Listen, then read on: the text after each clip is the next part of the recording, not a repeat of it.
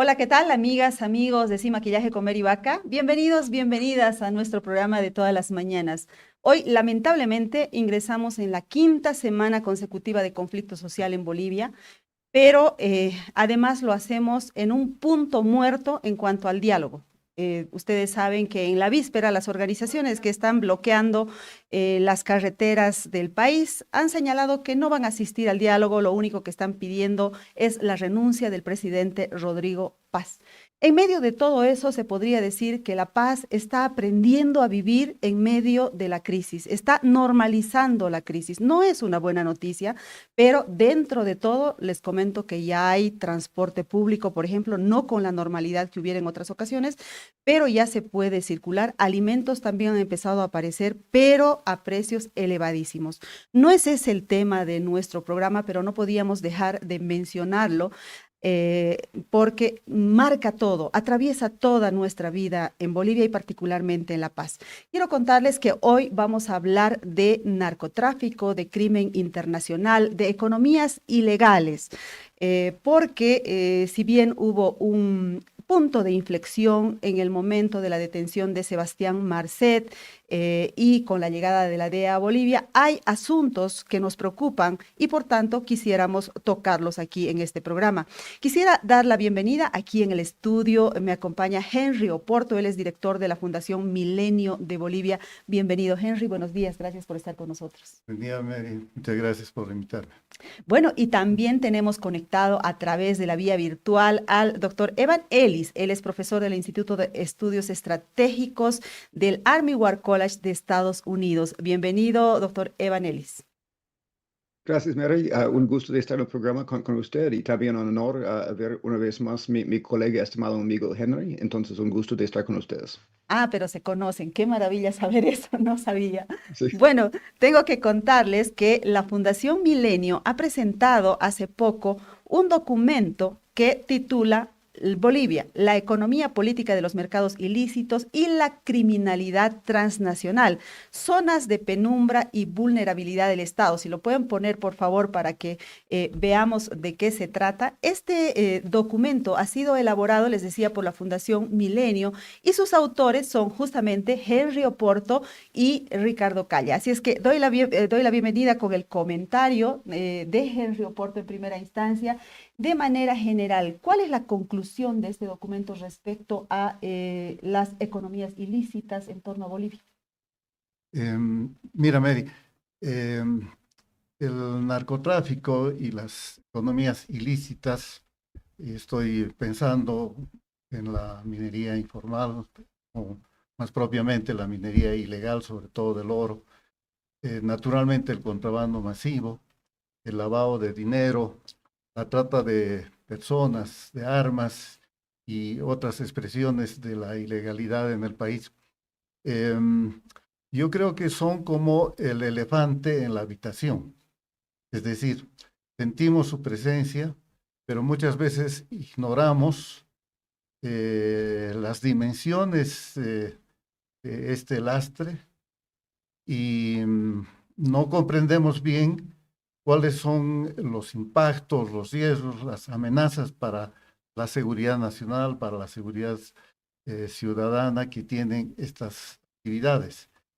Entonces, lo que hacemos en este estudio que tienes la gentileza de compartir con el público es sistematizar la información disponible. No siempre se puede acceder, tratándose de actividades ilegales, a información suficientemente precisa, pero bueno, hemos hecho un gran esfuerzo por tener una aproximación cuantitativa a las dimensiones, a la magnitud del problema, pero también hacemos un análisis, yo creo que bastante objetivo y consistente, justamente de cómo ha evolucionado el tema del narcotráfico en Bolivia, qué lugar está cumpliendo y está jugando Bolivia en la industria global, porque es una industria global del narcotráfico. Y además hacemos algunas propuestas, presentamos algunas ideas para lo que podría ser una estrategia de seguridad pública en el país. Bueno, vamos a ir, Henry, si me permites, desglosando poco a poco a lo largo del programa, pero ahora quiero hablar con el profesor Evan Ellis. Sabemos que usted estuvo hace poco en Bolivia, profesor, cuál fue el motivo de su visita y quisiéramos saber cuál es su impresión respecto a esta temática. ¿Qué posición ocupa Bolivia en el crimen organizado internacional? Adelante. Sí, sí, cierto. Acabo de pasar 10 días en Bolivia conversando con varias personas en el sector privado, en el sector de seguridad, en el gobierno sobre el crisis y también sobre esos temas de narcotráfico, entre otros. Y sí, realmente también este informe que Henry y Milenio ha hecho es bastante, en mi opinión, importante y también bastante objetivo.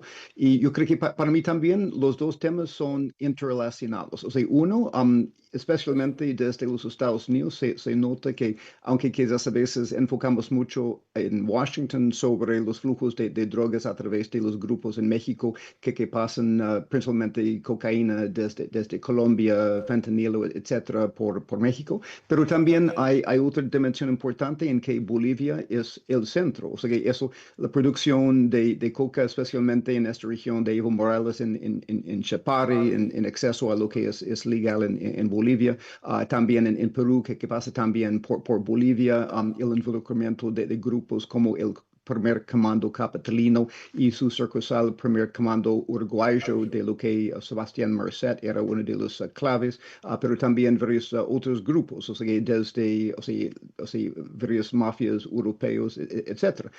Y resulta entonces que esos flujos que pasan por Brasil, por Paraguay, hasta Argentina y Europa, sí, pero también que pasa por el Pacífico, por Chile, yendo hacia Oceania.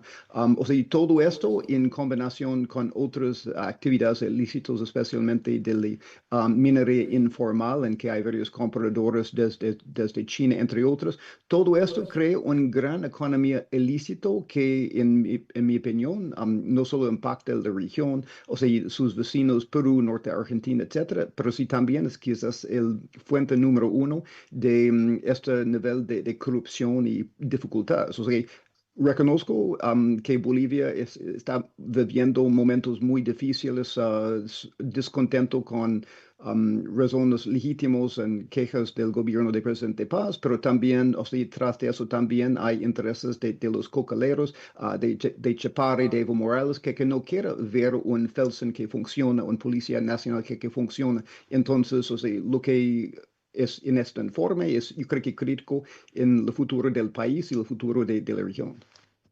Bueno, algunos aspectos ya dichos aquí que me parecen súper importantes para que empecemos este análisis. Uno que Henry nos decía es el elefante dentro de la habitación, es decir, algo que existe, que es grande y que además se ve, pero a veces pasamos de largo, ¿verdad? Segundo, la conexión que existe entre el narcotráfico y la minería ilegal. Ambos invitados nos la señalan en este momento. Y tres, la presencia obviamente de cocaleros en Bolivia ligado al conflicto que actualmente está viviendo el país. Quisiera mostrarles unas láminas que hemos preparado, extraídas justamente de este documento elaborado por la Fundación Milenio para que continuemos con este análisis. Por favor, vamos con eso. Bolivia en la geopolítica de las drogas. ¿Qué es lo que nos dice este reporte? El comercio de las drogas en Bolivia ha tendido a organizarse a través de alianzas fluidas y en estructura mayormente de redes. Se trata de clanes familiares que gestionan la producción y la logística local, mientras que organizaciones como el PCC, el Comando Bermelo, los carteles de Sinaloa y Jalisco, Nueva Generación, el Clan del Golfo y otros operan como agregadores. Grupos delincuenciales como Nagradeta o algo así, de Italia y las mafias balcánicas intervienen en el transporte y la distribución de drogas en los mercados europeos y del Pacífico. Básicamente, le vamos a preguntar enseguida a Henry, pero lo que se entiende es que no hay una estructura vertical y rígida de parte de los cárteles tradicionales, sino que hay como una distribución, como una segmentación del mercado de las drogas. Sigamos, por favor.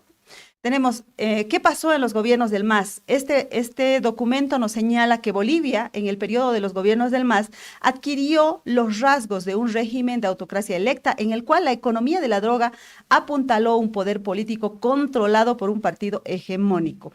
A la vez, la criminalidad arraigaba en zonas grises, se infiltraba en las instituciones y expandía su influencia, integrando al país en los circuitos globales del tráfico de drogas y otras formas de criminalidad.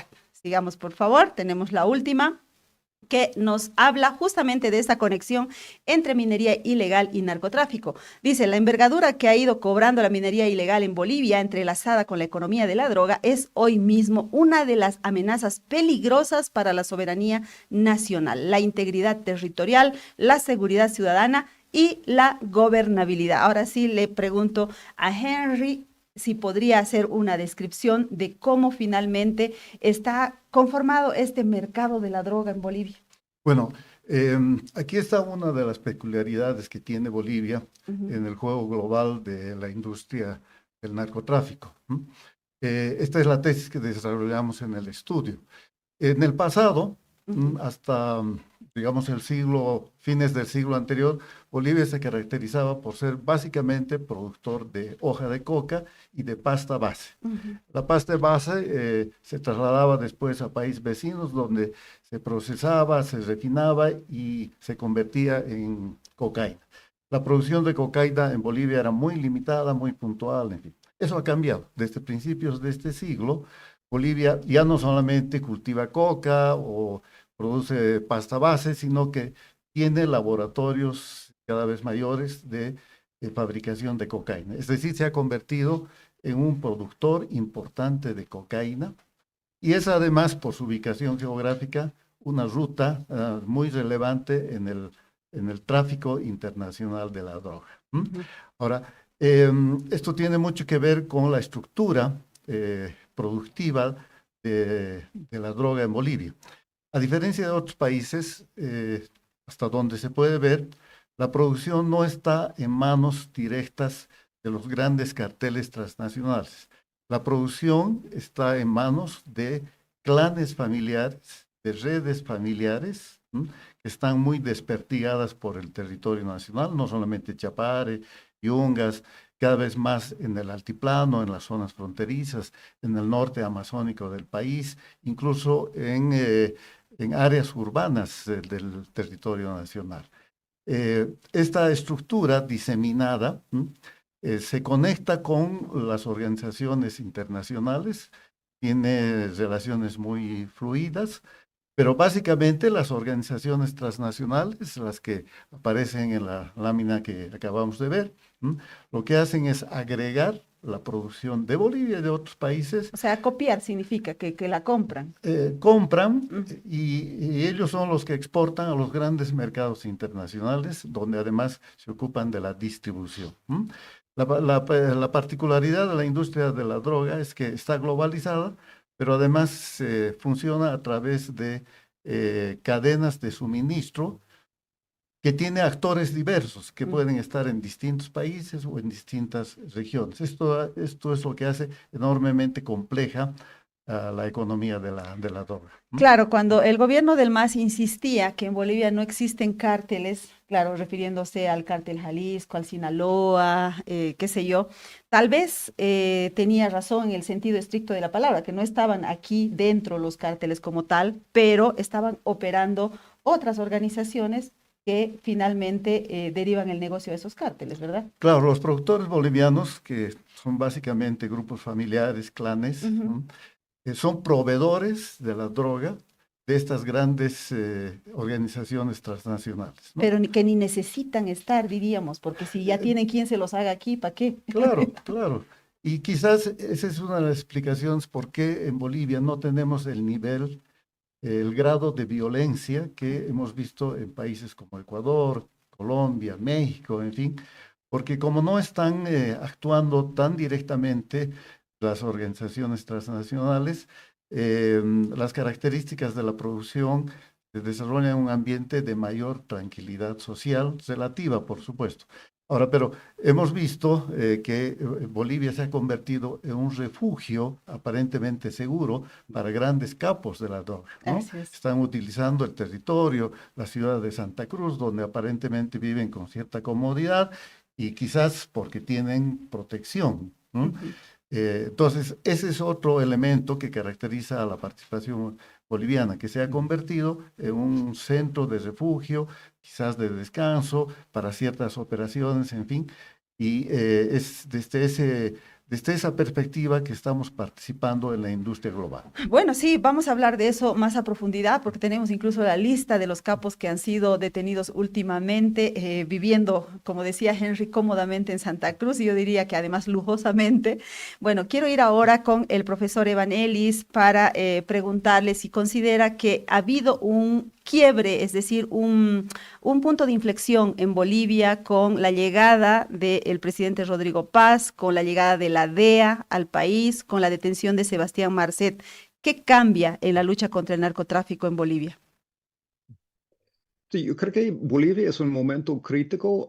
Yo veo que el presidente Paz sí ha dado una oportunidad de empezar a hacer las cosas contra drogas y otros aspectos de cooperación en seguridad y negocios con los Estados Unidos en manera que durante esta época de Evo Morales y Luis Arce el MAS no era posible. O sea, después de especialmente la expulsión de la DEA en 2008 y que vino después, o sea, el fin de programas de capacitación, el fin de programas de revisión de corrupción dentro del mismo Felsen, etcétera, etcétera. O sea, pero también quiero destacar algunas cosas importantes que Henry menciona y realmente su informe coincide con el análisis de esta situación de muchas otras partes. Y yo creo que, número uno, que si no hay tanto violencia, en parte ha sido porque la área de producción.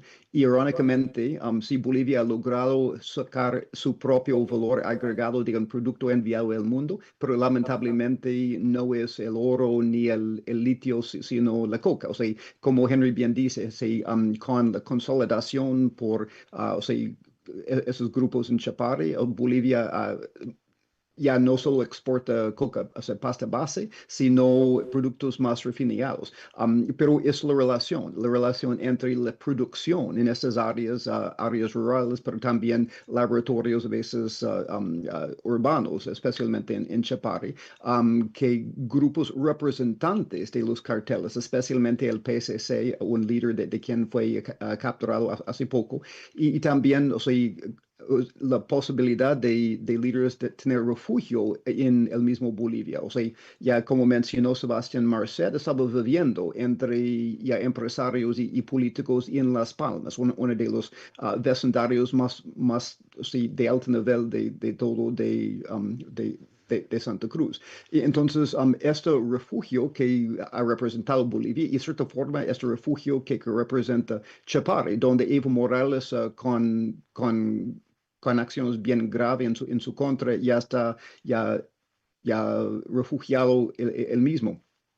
Esto en cierta forma es parte del problema, pero también, como dice Henry, que también la interrelación entre esta economía ilícito de cocaína y la economía ilícito de oro, ¿sí? Porque oro a veces genera más plata que el mismo cocaína y en parte es, o sea, la generación de riqueza de oro lavando dinero de narcotráfico. Hay una sinergia, pero también hay también el uso de minas y estructuras en Bolivia de lavar dinero de oro ya producido en vecinos como Perú. Entonces, es una combinación, pero para mí lo clave también es la manera en que esta economía ilícita genera un poder de corrompir el gobierno de Bolivia y con esto también otras actividades. Por ejemplo, como fue la acusación del presidente anterior en Perú, Dina Boluarte, con este dinero, con esas otras actividades, hasta el flujo de armas impactando vecinos como Perú y esta parte. Entonces ha convertido a un impacto en toda la región. Ujú. Bueno, muy interesantes los dos nombres de lugares específicos que menciona el profesor Evan Ellis. Uno, Las Palmas y otro, el Chapare, ¿no? Como refugios de narcotraficantes y de la actividad del narcotráfico, porque evidentemente ahí es donde vivía Sebastián Marcet, ¿verdad? Vamos en el caso de Las Palmas y en el caso del Chapare, bueno, también es conocida la actividad ilegal, también se han producido algunos ajustes de cuentas, por ejemplo, en el último tiempo, que dan cuenta de lo que está sucediendo en ese territorio y no solamente ahí, ¿no? Obviamente en otros lugares como San Matías, en fin, toda la frontera amplia que existe entre Bolivia y Brasil. Ellos decían que hay relativa tranquilidad en el caso de Bolivia en comparación a otros países. Puede ser, pero para nosotros resulta totalmente alarmante que haya pues unas seguidillas de ajustes de cuentas y cosa que no veíamos antes, ¿no? Disparos en plena calle, muertos, en fin. Quisiera mostrarles una lámina que nos habla de los detenidos últimamente. Por favor, vamos con esa lámina. A ver, capos del narcotráfico detenidos recientemente en Bolivia. Esta es una información que le hemos extraído del periódico El Deber. Bueno, Sebastián Marcet, como hablábamos al principio, es uruguayo, uno de los narcos más buscados del mundo. Ha sido detenido en marzo de este año. Luego, otro capo de las drogas, Gerson Palermo, brasileño, uno de los líderes del PCC, del primer comando de la capital, que ha sido detenido ahora mismo en mayo de este año en Bolivia. Marcos Roberto Almeida, alias Tuta, brasileño, también del PCC, igual en mayo ha sido detenido. Jorge Isaac Compás, alias Mapaya, colombiano, ha sido detenido en abril de este año. Clever Nóbrega Pereira, alias Quequeu, también brasileño, ha sido detenido en mayo de este año. Y Cícero Tiago Cavalcante, alias Toro, que también ha sido detenido hace poco. Y bueno, como ustedes pueden ver, hay como una ola de detenciones. De hecho, el viceministro de Sustancias Controladas, el viceministro Justiniano, Ernesto Justiniano, decía que se han producido, después de la detención de Sebastián Marcet, 58 detenciones de narcos. Obviamente no todos son ni líderes ni capos, pero daba ese número. Henry, ¿qué te dice esto sobre el cambio de la política antidrogas en Bolivia? Bueno, estamos viendo señales de una nueva actitud de las autoridades bolivianas y probablemente de una nueva política. Por mucho tiempo Bolivia ha estado aislada internacionalmente. La colaboración, bueno, con Estados Unidos se había roto completamente desde la expulsión de la DEA, pero además la colaboración con las policías, los órganos de inteligencia, en suma con los gobiernos de la vecindad, ha sido una colaboración limitada y hasta donde sabemos, además problemática. Nos han comentado que los representantes de organismos internacionales que se dedican, por ejemplo, a cooperar en Bolivia en la lucha contra el narcotráfico, como que tenían ciertas reservas, ¿no? Cierto recelo. No había un clima de confianza necesario como debiera haber con las autoridades nacionales. Eso parece que está cambiando, afortunadamente, porque siendo una industria global del narcotráfico, como lo es también la minería ilegal, lo es el contrabando, no es posible que un país como Bolivia, un país con economía pequeña, con recursos tan limitados, pueda enfrentar por sí mismo, ¿no? Con éxito este flagelo. Yo creo que aquella idea de que Bolivia debía tener una política soberana fue más bien una manera de encubrir, ¿no? De ocultar lo que no se estaba haciendo, ¿no? Definitivamente Bolivia, para enfrentar seriamente este flagelo, tiene que cooperar con los países vecinos, tiene que cooperar con Estados Unidos, con la Unión Europea, con otros países del mundo desarrollado donde están los grandes mercados de consumo. Entonces, vemos que hay una disposición más favorable. Bolivia se está abriendo a la cooperación internacional en esta materia y es de esperar que eso traiga frutos y resultados positivos. Además, debería traducirse eso en una nueva política. Nosotros estamos pensando que Bolivia necesita una estrategia de seguridad pública con enfoque integral. no vale la pena, no tiene mucho sentido solamente enfrentar el narcotráfico. Hay que hacer eso, pero además hay que enfrentar la minería ilegal del oro, el contrabando, el lavado de dinero, hay que rastrear el dinero. O sea, estas distintas manifestaciones de la criminalidad están entrelazadas, se superponen. Hay interconexión, entonces se necesita una estrategia que ataque globalmente, ¿no? Y por supuesto con políticas específicas, dada la naturaleza también particular de cada uno de estos delitos. Ujú. Quisiera preguntarle al profesor Eva Nelly sobre si es que considera que la actividad ilegal del narcotráfico ha penetrado en la institucionalidad boliviana, en las instituciones como la policía, la justicia, la fiscalía.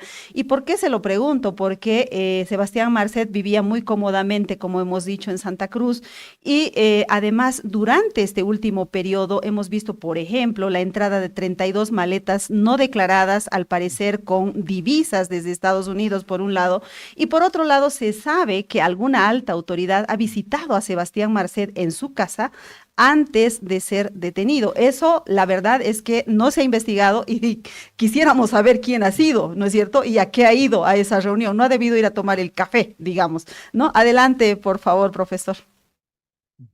Sí, yo creo que sin dudas, bueno, no quiero ya hacer acusaciones contra personas específicas, pero yo creo que ha llegado casi como ya conocimiento común que o sea, la penetración de narcotráfico en la Policía Nacional, en los niveles del gobierno hasta más alto en el sistema judicial, etcétera. Y por eso yo creo que ha sido una gran desconfianza en poder colaborar, o sea, organizaciones internacionales con esas autoridades.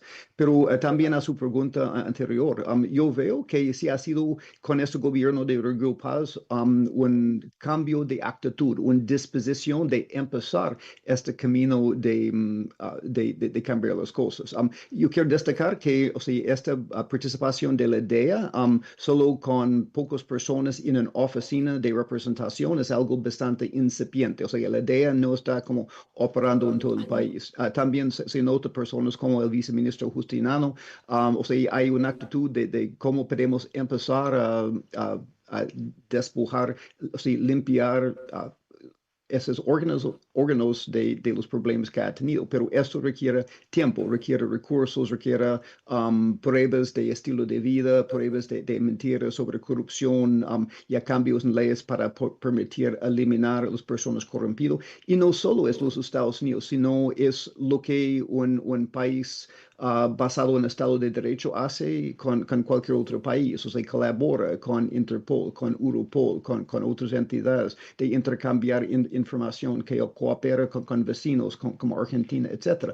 Y francamente no solo es este tema de narcotráfico y este tema de minería ilegal, pero también es colaboración entre la unidad de inteligencia financiera, participación en el sistema de Edgemont, el grupo Edgemont y Gafilat, para asegurar que hay reglas y aplicaciones de reglas en el lavado de dinero, lo que es otro grave problema. O sea, hay un comienzo y para mí yo digo que yo veo con buenos ojos las intenciones del presidente Paz en ese aspecto, y eso también está conectado con el exceso que Bolivia necesita a inversión mundial, porque sin Estado de Derecho, sin esta confianza en el sistema jurídico, no puede llegar a eso. Pero yo veo que también, o sea, este gobierno está en yaque porque, en mi opinión, los mismos fuerzas de corrupción, de la producción de coca, de chapare, etcétera, entienden no solo que hay quejas legítimos, sino también lo que es en yaque es la continuidad de su, o sea, de su opción de seguir operando tantos mercados ilícitos, producción de cocaína. Yo veo que, en cierta forma, detrás de la lucha por medios sociales es la lucha de preservar Bolivia como un dominio para el narcotráfico. Yo creo que esto es, para mí, la importancia estratégica para la región de los Estados Unidos de la sobrevivencia y prosperidad del gobierno de Presidente Paz. Profesor, esto que nos decía sobre la escasa presencia de la DEA todavía significa que debería ser mayor la presencia de la DEA. Es apenas están empezando su incursión en Bolivia, que tiene que ser más nutrida. Por supuesto, o sea, depende de varias cosas. O sea, es el comienzo. O sea, y cualquier comienzo hay que empezar a desarrollar la relación y eso también depende en las decisiones de Bolivia, presidente Paz y su gobierno como un país soberano. O sea, DEA no está imponiendo en presencia como ha acusado falsamente personas como Evo Morales. Pero uno empieza poco a poco, o sea, ya desarrollar lazos, según la confianza y la actitud que tiene con el gobierno soberano con quien está trabajando. Y creo que estamos en comienzo de esto, porque solo ya ha pasado pocos meses desde que el presidente Paz asumió el poder y pocos meses desde que la DEA fue ya invitado a empezar a reestablecer sus relaciones. Bueno, permítanme, vamos a ir a una breve pausa porque a la vuelta tenemos muchos temas pendientes. Por ejemplo, esta relación entre el narcotráfico y la minería ilegal, la relación entre estas economías ilícitas, probable relación con algunos grupos que están manifestándose en Bolivia actualmente y además cómo tendría que ser esta política de seguridad hacia adelante en el marco del escudo de las Américas del que forma parte Bolivia. Enseguida venimos.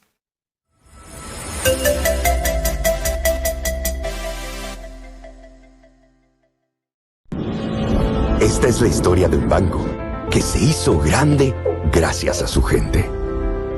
Es la historia de Don Julio, que cada mañana convierte esfuerzo en trabajo.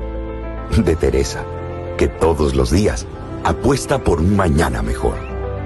De Juan, que no descansa para que la gente avance.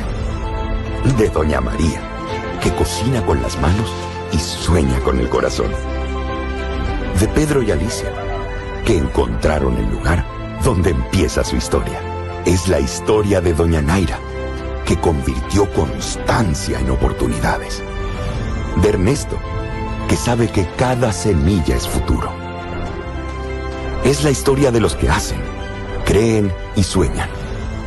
Esta es la historia de un banco que hace 35 años crece junto a su gente. Banco Económico, el banco de nuestra gente. Esta entidad es supervisada por ASFI. Paquetes diseñados para ti, desde 70 invitados en adelante, organización completa y detalles que marca la diferencia. Más información al 715-55-170.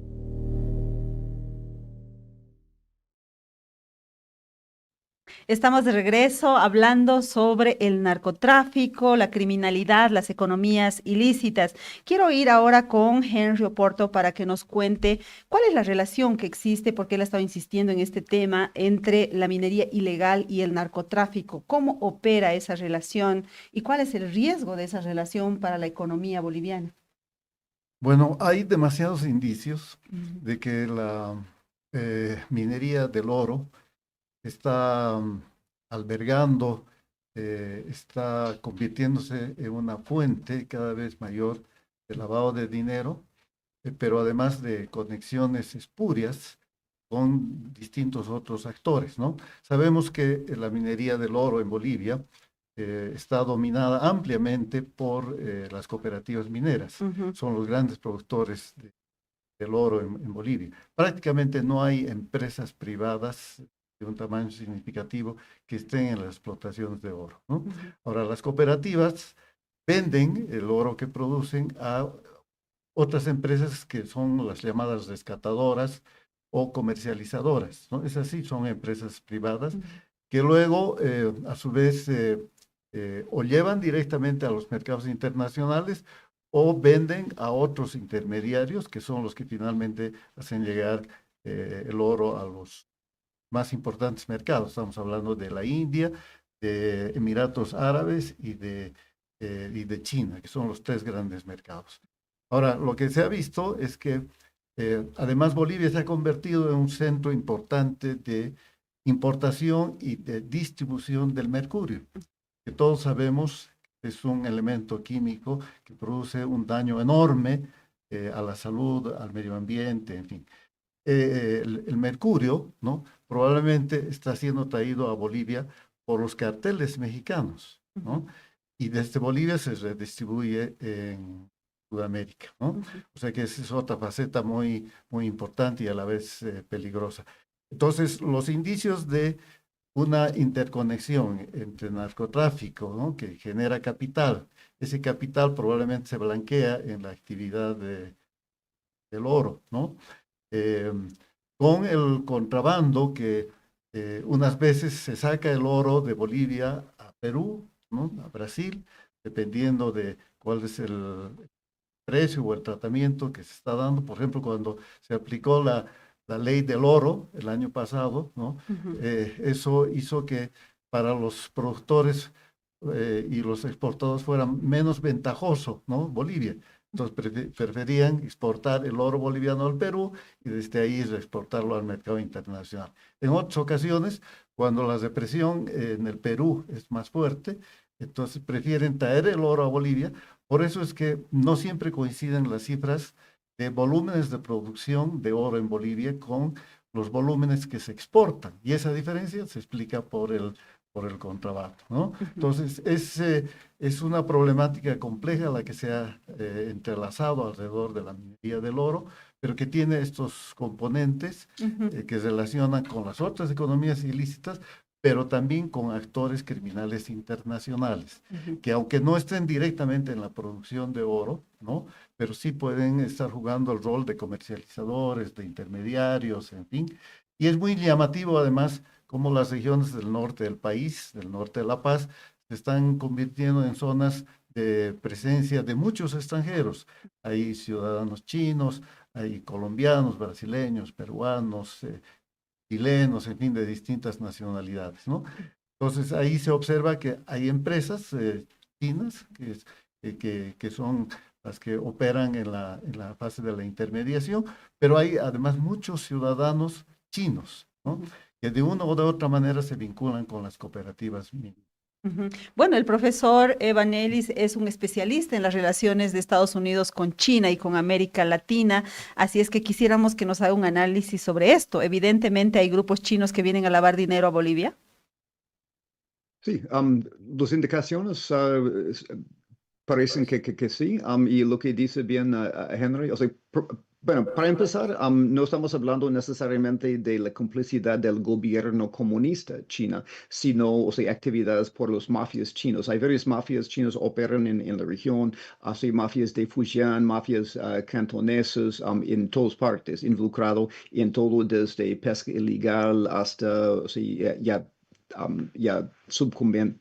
Sí, elementos para producir drogas sintéticos hasta ya compra de vida silvestre y entre esto en casi toda la región que se ha notado en el interior de Surinam, Guyana, en Perú, etcétera, ha sido compradores, como bien dice Henry, comercializadores que crean el mercado para oro ilícito y otras sustancias ilícitas de comprarlo y a veces también en otros aspectos del cadena de valor agregado, como el abastecimiento de insumos, como el mercurio en Bolivia o otras cosas, hasta la operación en las comunidades. Entonces, como Henry dice, ciertas indicaciones que hay una cantidad de empresas chinos pequeños, entre otros, que operan en el norte del departamento de La Paz y en otras partes del país, que podría ser involucrado en esta actividad ilícito, entre otras actividades ilícitas. Pero también, como bien dice Henry, que es importante entender la manera en que hay una sinergia entre el mercado de oro y otras cosas de minería y lo narcotráfico, el uso de, o sea, porque funciona en efectivo y entonces dar un blanqueo de efectivo obtenido por narcotráfico o otras sustancias, no solo por lo que está producido en Chapare, sino para otros propuestos por otros grupos. Y también, como bien dice Henry, entendiendo la sinergia entre los vecinos, que muchas veces ya oro ya producido ilegalmente en Perú está blanqueado en Bolivia, pero depende de las condiciones. A veces oro producido ilegalmente en Bolivia, cuando el gobierno, por ejemplo, está adquiriendo oro por el Banco Central, o sea, ya por malos precios, entonces ellos quieren enviar su oro ilícitamente a Perú para obtener mejores precios. Entonces hay muchas sinergias que requieren cooperación internacional de un nivel que gobiernos anteriores del MAS no han sido dispuestos a realizar. Muy preocupante lo que ambos señalan, porque los cooperativistas mineros, que son los que extraen el oro, son una fuerza además política poderosa y social. Acaban de firmar un acuerdo con el gobierno de Rodrigo Paz y la verdad es que eso también es preocupante. Sí, mira, quisiera aprovechar para presentar algunas cifras Adelante, claro. que nos dan una idea de cuál es el movimiento económico que se genera alrededor de la minería del oro y de las otras economías ilícitas. Se ha hecho una estimación de que hoy en día la minería del oro, ¿no?, puede estar generando alrededor de 4.000 millones de dólares. Eso es aproximadamente 7.3% del Producto Interno Bruto. El Producto Interno Bruto del país el año pasado fue de 55.000. Esta cifra de 4.000 millones de dólares de movimiento alrededor de la minería de oro sería incluso mayor que el movimiento que está generando el narcotráfico, que se estima que está entre 3.000 a 3.500 millones de dólares, ¿no? Eso representaría aproximadamente el 6% del PIB. Ahora, si consideramos el contrabando, unos cálculos de CAINCO de Santa Cruz sostienen de que el narcotráfico puede generar entre el 5 al 7% del PIB. El 5% es 2.750 millones de dólares, considerando el PIB de 50.000 millones de dólares del año pasado, ¿no? O sea, entonces, si sumamos, ¿no?, los 4.000 de la minería del oro, los 3.000 de narcotráfico o algo más, chao déficit. 2.500 millones de contrabando, ¿cuánto se generará alrededor de las otras actividades? En fin, yo, a grosso modo, estimo que este movimiento global de las economías ilícitas en Bolivia puede estar entre 10.000 a 12.000 millones de dólares. Qué locura. Si eso fuera así, estamos hablando de una cifra equivalente a la cuarta parte, al 25% del Producto Interno Bruto del país, ¿no? O sea, es un movimiento muy significativo. Y la gente que está involucrada es enorme, ¿no? Se estima que en las actividades de oro, no solamente La Paz, sino de Beni, Pano, en fin, de todo el norte amazónico, habrían alrededor de 500.000 de personas, ¿no?, en la actividad directa o indirecta o en actividades colaterales. Entonces es una enorme población, están de por medio las cooperativas mineras. Todo esto nos muestra que las economías ilícitas tienen una importante inserción en el tejido social de Bolivia. Lo mismo pasa en el caso de la producción de cocaína, ¿no?, con gatos cocaleros, ahora con las comunidades indígenas en el altiplano, ¿no?, México Chico, Yayagua, todas estas regiones que están próximas a la frontera con Chile, en fin. Lo cierto es que se ha incrustado no solamente el narcotráfico, sino estas otras actividades en el tejido social boliviano. Y eso hace enormemente compleja la situación del país, ¿no?, porque no es lo mismo combatir solamente a bandas criminales, ¿no?, que hacerlo a una estructura productiva que tiene de alguna manera la protección social, porque esa actividad es una fuente muy importante de trabajo y de ingresos. Y tampoco hay que subestimar el hecho de que probablemente frente a la crisis económica, estas economías ilegales de alguna manera han sido un amortiguador social. Habría que preguntarse qué habría ocurrido en Bolivia si estas actividades no existieran. Pero la otra cara de la medalla es que estas actividades generan pues corrupción, debilitan el Estado, hay una captura de las instituciones del Estado y son una fuente de peligro para la soberanía nacional, para la seguridad pública y para la tranquilidad social, ¿no? Claro, tú vienes a confirmar aquella hipótesis que dice que la economía boliviana nunca se cae porque tiene el sostén de las economías ilícitas, en este caso sería la del narcotráfico, así parece ser, dice, ¿no? O sea, y después de haber hecho esta investigación. Bueno, pero yo, ¿por qué hacía alusión al déficit? Porque claro, tú decías que el oro produce 4.000 millones de dólares. ¿Te imaginas si es que lográramos cobrarle impuestos a ese oro. Es decir, yo no estoy tan segura que habría que meter en una sola bolsa de economías ilícitas al oro y al narcotráfico. ¿Por qué te lo digo? Porque claro, al final el mismo Banco Central compra oro, si es que se legalizara y se formalizara esa actividad de los cooperativistas, el Estado podría cobrar esos impuestos, podría cobrar regalías, en fin, y aumentar sus ingresos y tener, por ejemplo, menos déficit, que es lo que ahorita nos está provocando esta asfixia económica en el país. ¿Tú no has visto esa posibilidad, por ejemplo? ¿Tú crees que toda la economía en torno al oro es ilegal? Bueno, mira, actualmente las cooperativas mineras pagan el Nada. 1.5% de regalía. Ujú. Y prácticamente no pagan el impuesto a las utilidades empresariales, que deberían pagar según la ley.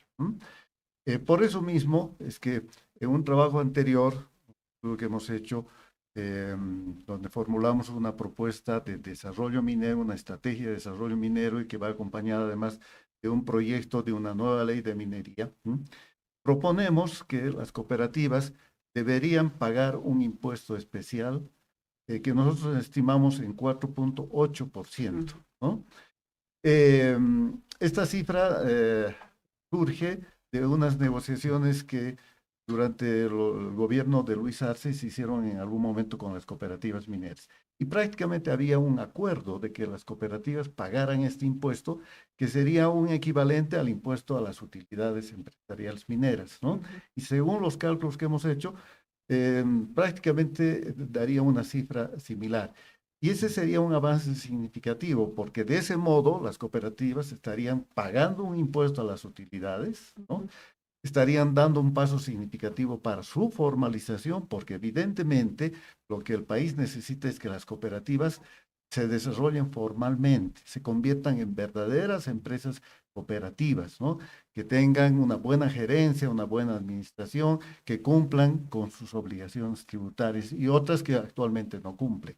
Entonces, para el caso específico del oro, creo que hay una posibilidad. Entiendo que el actual gobierno estuvo negociando también y de hecho hay un decreto, el que se anuló, que estaba proponiendo aplicar un impuesto no solamente a las cooperativas, sino a un sector amplio de emprendedores, ¿no? De pequeñas empresas, que sería del 5%, ¿no? 4.8, 5% es prácticamente una cosa muy similar, pero lo importante es que se dé ese paso, ¿no? Que las cooperativas se incorporen al régimen tributario, inicialmente con un régimen especial y después podrían pasar al régimen general. Debate pendiente en todo caso. Nosotros vamos a ir a una breve pausa y enseguida volvemos con el profesor Evan Ellis.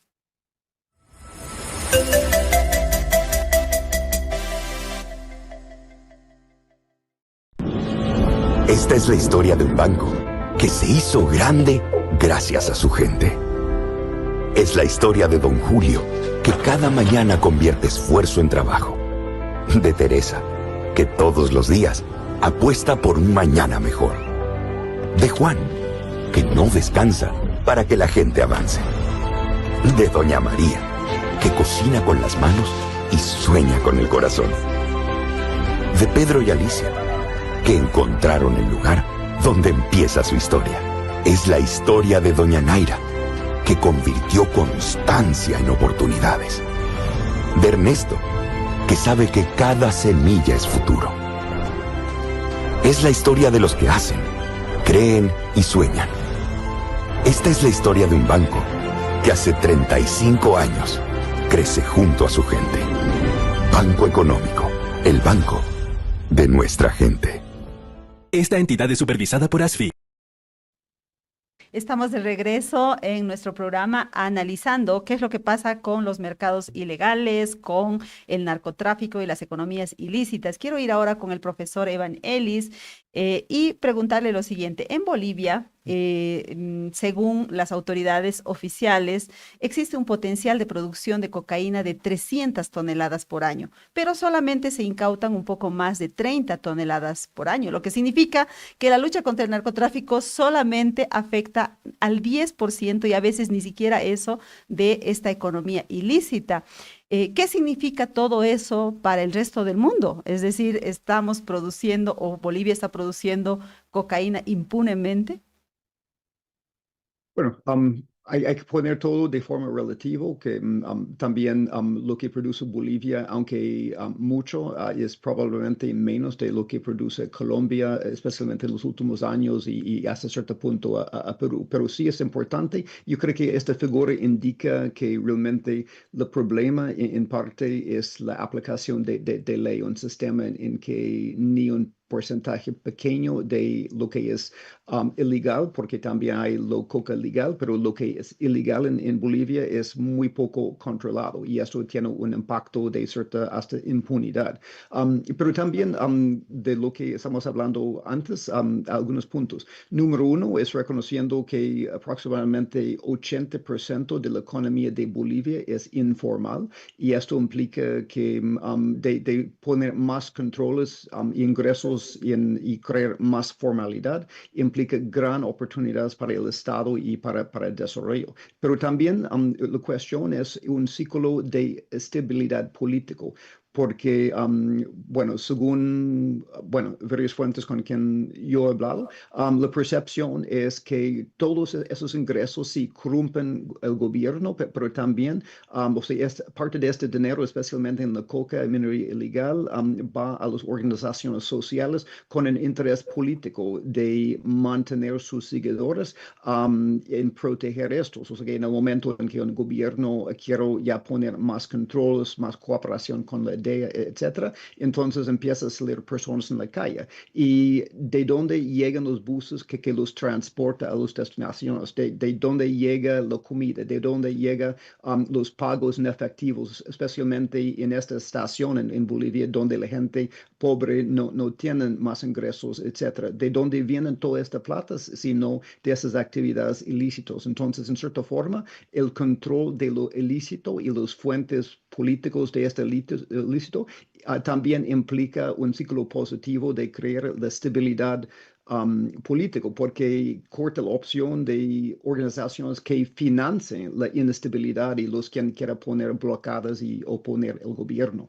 Y la última parte que yo quiero mencionar es el contexto regional mundial. O sea, es para mí importante que el presidente Paz está parte de este escudo de las Américas y esta alianza contra los carteles. Pero también dentro de esto, recientemente había, por ejemplo, este reconocimiento que el PCC, el Comando Vermelho, de Brasil son organizaciones narcoterroristas, ya nombrado por el Departamento de Estado, igual como varias otras. Entonces, si hay organización que busca utilizar su financiamiento narcotraficante de imponer violencia, especialmente violencia política que busca tumbar estatus, entonces uno podría empezar a anticipar que este mismo argumento, mi opinión académica, podría aplicar a ciertas entidades y narcolíderes en Bolivia también para luchar contra esta lucha. Y yo creo que este nombre de PCC fue mencionado positivamente por el viceministro Justiniano hace pocos días. Entonces,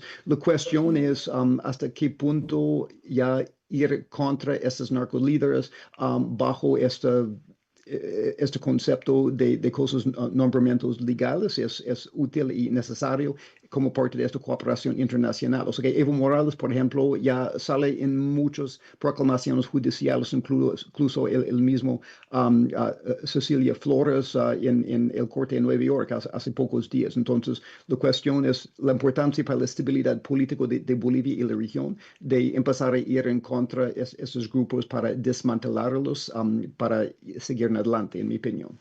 Muy bien, y ahora quiero concluir con Henry, porque ya nos está acabando el tiempo, para que hablemos un poquito de la institucionalidad penetrada por las economías ilícitas.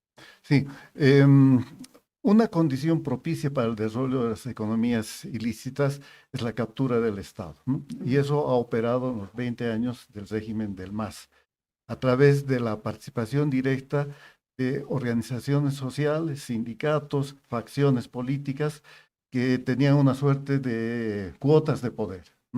Eso ha facilitado mucho la formación de redes criminales, de redes de complicidad, de protección sobre los actores criminales que están en el narcotráfico, la minería ilegal, etcétera, etcétera, ¿no? Ahora, eso se ha traducido además en una cosa extremadamente peligrosa, que es la infiltración de la policía boliviana, la infiltración del sistema judicial, jueces, fiscales, en fin, hay demasiados indicios de que han estado protegiendo, han estado dando impunidad. Es decir, las instituciones llamadas a combatir el crimen han sido penetradas, han sido infiltradas. Realizar la actividad minera, AJAM, Senarecom, en fin.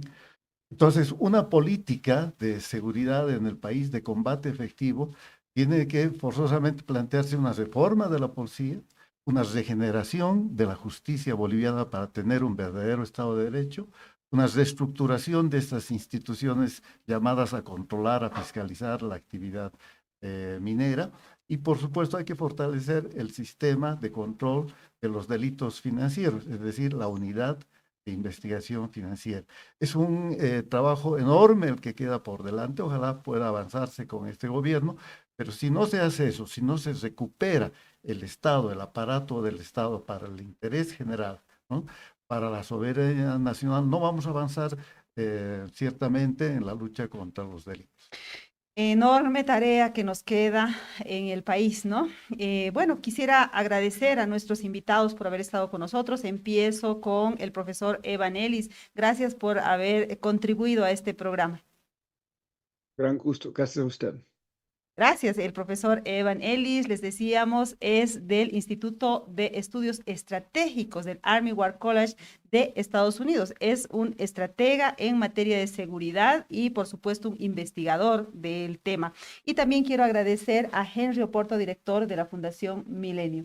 Un placer conversar contigo, Mary, y además compartir el panel con mi buen amigo Evan Ellis. Muy bien, amigas, amigos de Sin Maquillaje, Comer y Vaca, les agradecemos por habernos seguido en un programa más en esta mañana estaremos este martes con otro tema que seguramente lo vamos a conectar con los conflictos porque nos podemos salir un momento de la temática, pero no todo el tiempo porque seguimos viviendo en conflicto en Bolivia. Enseguida viene Brújula Streaming con Raúl Peñaranda y Diego Ayo. Espérenlos, por favor, conmigo hasta mañana. Chao, chao.